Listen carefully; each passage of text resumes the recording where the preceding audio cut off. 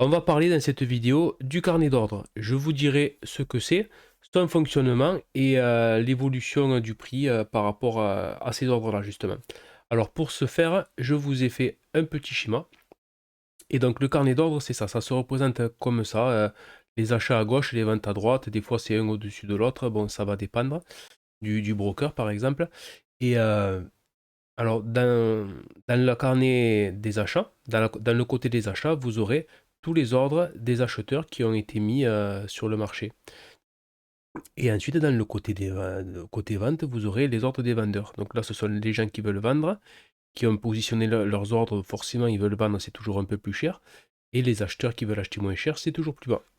Et ce qui va se passer, c'est que quand un ordre se mettra en face d'un autre, ils seront déclenchés, ils seront sortis du carnet d'ordre et donc la dernière cotation pourra se faire.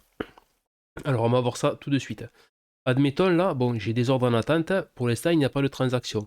Et quelqu'un veut rentrer au marché pour acheter par exemple 3 unités ou 3 actions ou autre, c'est pour un exemple. Alors qu'est-ce qui va se passer?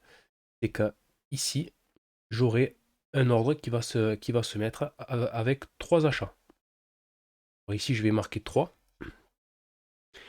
Et, euh, et là, ils seront donc face à face, les deux ordres. Alors, les 3 ordres seront exécutés, ils vont être sortis. Et ici, comme il y avait 4 ordres, il en restera un seul. Et la dernière cotation se fera à ce niveau-là. Je vais vous le symboliser avec une ligne noire. Et comme ça, donc on aura notre cotation. Ensuite, il y aura peut-être quelqu'un d'autre qui voudra acheter, qui voudra acheter par exemple au marché. On verra ce que c'est plus tard, les ordres limites, les ordres au marché, tout ça. Et voilà, quelqu'un veut rentrer sans forcément poser un ordre, il veut rentrer tout de suite. Et il va rentrer par exemple, on va dire, sur une dizaine d'actions. Alors qu'est-ce qui va se passer? Eh bien, je vais marquer 10 ici. Cet ordre de vente va être exécuté, donc il sera sorti. Et ici, il me restera 9 ordres. Et ensuite, le carnet, il va tout simplement décaler. Il va aller un peu plus haut, et là, il va rencontrer les 8 ordres du dessus. Alors, qu'est-ce qui va se passer? On aura une nouvelle transaction à ce niveau de prix. Et donc, ici, il ne restera un seul ordre, car les 8 ont été exécutés. Et ensuite, comme ceci, on va monter.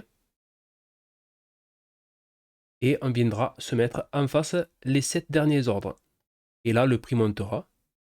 Et donc, cet ordre-là sera sorti. Et ici, il me restera 6 ordres. Voilà comment fonctionne le carnet d'ordre. Il y a des ordres en attente.